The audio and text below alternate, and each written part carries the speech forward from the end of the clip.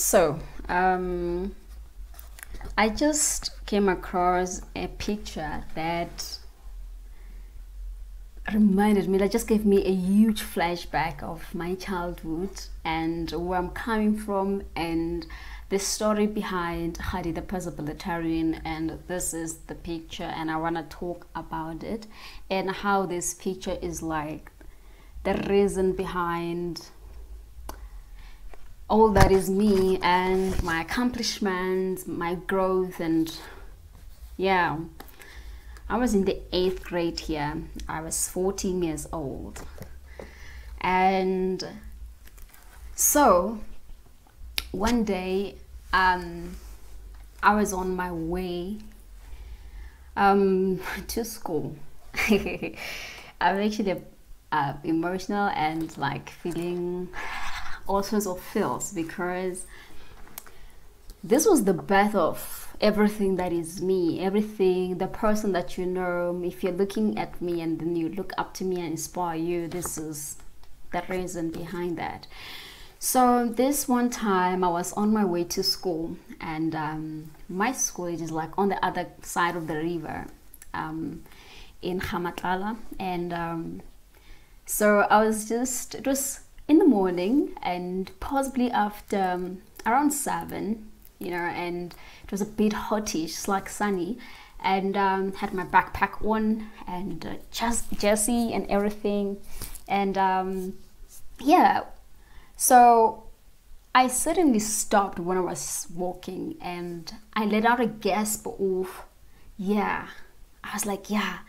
And the yes thing that I let out was me just seconding the thought that I had. And yeah, I'm the kind of person, that journey between home and school, I was always in thoughts, you know. And on that particular day, what was playing in my mind was that the fact that, you know what, I was tired. I was tired of being poor, and I was tired of waking up and someday there was like no food, you know. And I was just tired of being known as that Hadi from a poor family, or Hadi that never wear like new clothes, Christmas clothes, things like that. Being a laughing stock amongst my peers, being a laughing stock amongst the relatives, amongst the cousins and all that. You know, I just was just tired of the labels that were just put upon me. And also I was just really tired of you know, growing up in an environment that just gave me all the reasons why I'm out to nothing in life. So on that particular day, I was just playing this thing. I was just saying, you know what, no man, it has to stop. This has to stop. Life can't be like this. Because I was thinking like, it can't go on like this. Because I was thinking about it, some of these difficulties I was facing at that time, they're the same difficulties that even the eldest, you know, my eldest sister, you know, went through. So I was like, for how long will this continue? From like being brought up in a loud house, like that is violent, you know, and that is so negative, and to just now growing up in an environment that is not supportive and becoming a laughing stock, and you know, becoming this example of like that person, the go-to person when like the cousins want to make fun of, you know, and they just disrespect you, they disrespect your family, they disrespect your parents just because of how you brought up and how, or rather how poor you are. And really at that point, it was no longer about it affecting me. It was just about me saying that I don't want this thing to go on until and until, because if really 5 generations down the line, you know, and I'm just still here, I'm the 5th and the last at home. So I was like, if then I'm still experiencing these things, what's gonna happen after me? Will like my niece and nephews like go through the same thing? So for me it was like, this has to stop. So yeah, on that particular day I stopped. I was like, yeah, it really needs to stop, Hadi. And I made a decision. And the decision was that I want to make sure that whatever choice I'll ever make in my life from that point onwards, it has to be a choice that will just put me in a position where I can go back home and change the standard of living. I was very specific, from what we ate, where we slept, how things were, how the atmosphere was, like everything, the basic things. Like the fact that I want to eat 1, 2, 3. I want to be able to wear this kind of clothes. I want to be able to sleep on a bed, things like that. So, and yeah, that was the decision that I took, to say I want to make sure that whatever choice I make in my life, whatever decision I make, will enable me to be in a position where I can spark hope. I can change what was happening. I can change our standard of living at home. And that's the reason why, 4 years later, I actually became a top matric achiever at my school. Because being excellent academically for me was like one of the choices that I knew was gonna put me in a position where I will come back at home and make things different and all that. But the reason why I'm sharing this story, and the reason why I just want to go back to this, is because I realized that today where I am is a result. I'm still practicing I'm still practicing what I said I was going to do when I was 14 years old. I may have not been like consciously aware of it, even now in my 20s, but I can see it when I look back. And it reminds me of this interview I had with Thobela FM like a couple of years ago, 2017. And they asked me a question. They were like, Hadi, there are people your age and people who are older than you that can't seem to get out, can't seem to break out of poverty or what they call underprivileged in our background, like who just can't do it, can't seem to get it right, And they went on to say, why does it happen that people from the same family or people will grow in the same environment, but they turn out differently? And my answer to the question of how do I do it or what does it take? I said you have to be tired. You really need to be tired. If you don't like pain, if you don't like poverty, if you don't like the violence, or if you don't like whatever it is that you don't like, you have to get to a point where by now you can't stand it. You have to get tired of it. And I was tired of the labels of being known as Hadi, who is poor, from the poor family. Hence, I changed my name to Hadi the Possibilitarian. For I believe that on that Monday of the 2nd of October 19XY, my family may have marked me as the last born, but I believe that the universe declared that there's a definition of possibility. Because I believe that I was born to represent possibility and to create possibilities for other people. I'm the possibilitarian.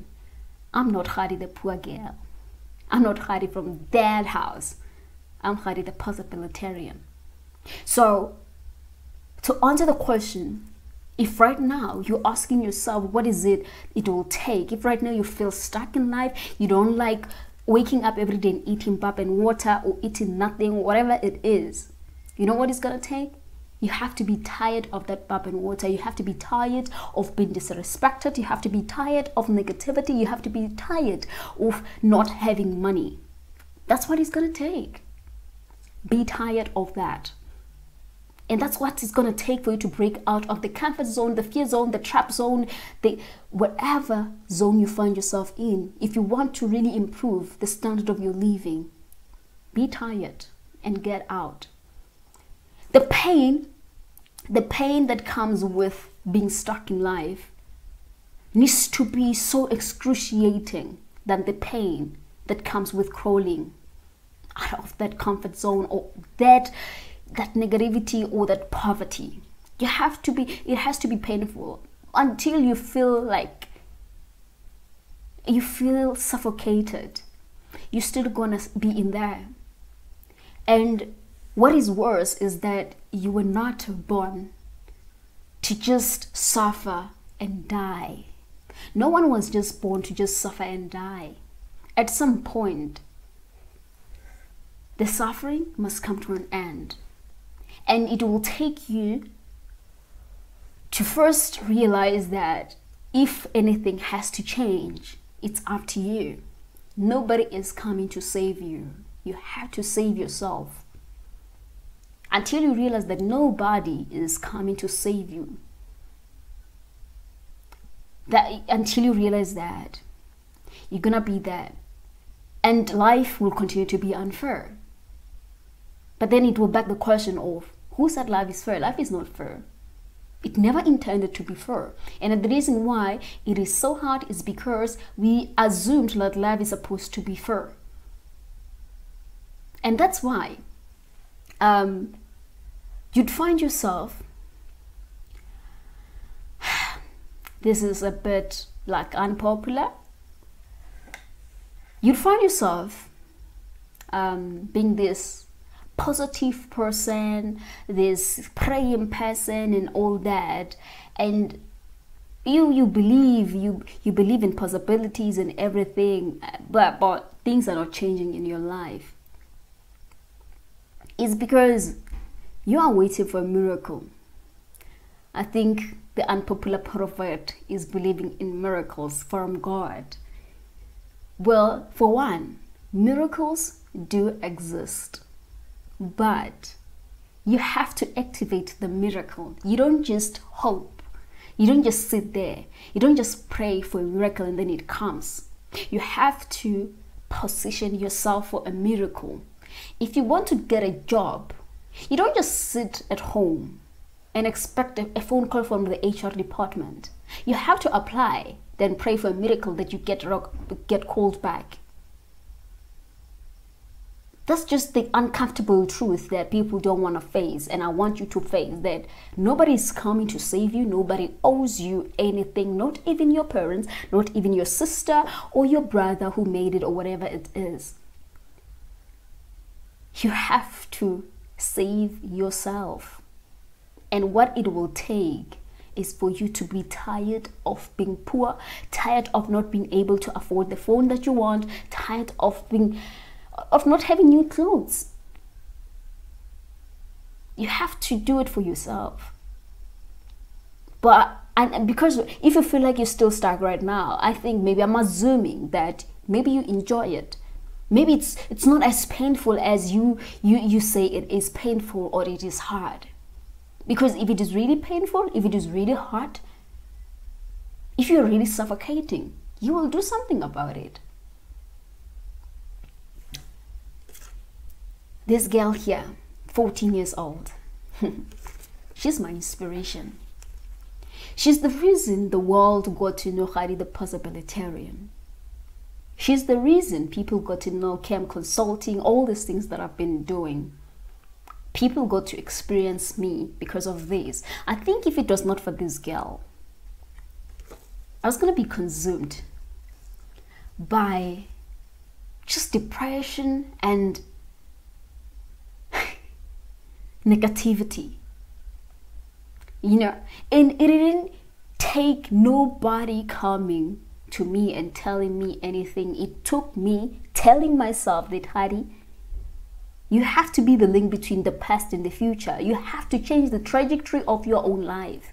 Because if you do nothing, nobody's coming to save you. Mind you, at the time when I was 14, I didn't even have a cell phone. I didn't have the internet to listen to motivational speakers or to read books or to consume the content on YouTube. It was just me alone, me and my thoughts. And you can imagine that my perception of what was possible for me growing up, it was very limited. It was pretty much limited. Everything that I'm thinking, I think I'm surprising myself right now. I'm surprising this girl here in terms of the goals that I'm setting for myself, the things I've accomplished, the things I want to accomplish. I'm surprising this girl. But it is all thanks to her, because she decided, if it's to stop, if it's to change, it's up to you. Nobody's coming to save you. Nobody owes you a parachute. You have to do it. You have to do it yourself. And I want to share something that you may feel like right now I'm saying that you have to do it yourself, right? But there is the universe. We're not operating in isolation. There is a God out there. There is the universe. There is the higher power. Believe it or not, it exists. And this, Paul Coelho in The Alchemist said something about the pursuit of dreams. He said, when you truly want to achieve something, I'm just paraphrasing, when you truly want to achieve something, the universe will conspire. The universe will meet you halfway to help you reach it. So you can see that what it really takes, it's you. It's your willingness to want to change things. It's your willingness to want to achieve something. The moment you decide that, you know what, I'm going to achieve this and this, I'm going to pursue 1, 2, 3. The universe is listening. God, the universe, the higher power is listening. And things will move. Because nothing can stop. Like, you may feel like you're alone. Even if you're an orphan, you don't have parents or don't have family, you have no support structure. There is an unconditional support that exists in the world. Some people call it God. However way you relate to that particular thing, it exists. I don't believe that this girl, 14 years old, thought those thoughts and continued to put in the work and study and do whatever it is, and then was protected psychologically alone. There was a God. There was a universal power. There was the universe. This force that just wants what's best for you. I don't know how you're going to take that part, but I just want to say that you may feel like alone you can't do it. You need somebody. You don't need nobody really to start. The first person you need is yourself. You need to be able to put a bet on yourself that you can do it. And you need to show up. You need to put in the work. And as you do that, the universe, things will move for you. You'll start attracting support that you need at a point in time. But what it really takes, you need to be tired. You want a job right now, right? And really, you may be even applying, sending out CVs and everything, but are you really pursuing that? Is it really in you that you really like, you know what, you wanna get out of the situation? Do you really like, are you feeling like that? Or are you just sending out CVs because, at home they're just telling you that you should be sending out CVs, or, I'm just doing it for the sake of it? Do you really want it? You need to desire that change. If right now, say for example, you're sleeping on the floor, you don't have a bed, man, you need to desire that bed. And even when you send out CVs, your spirit will be aligned with the fact that, you know what, I want a bed. I'm tired of sleeping on the floor.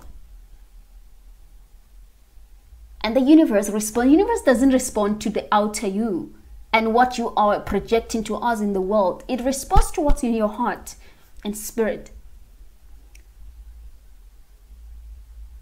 If you really want it, deep down, and you're just putting in the work, you're trying to align yourself with opportunities, those efforts will not go unnoticed.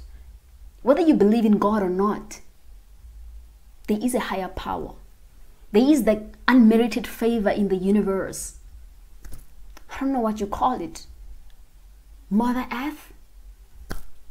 Mother, Father, God? Whatever it is that you call that particular thing.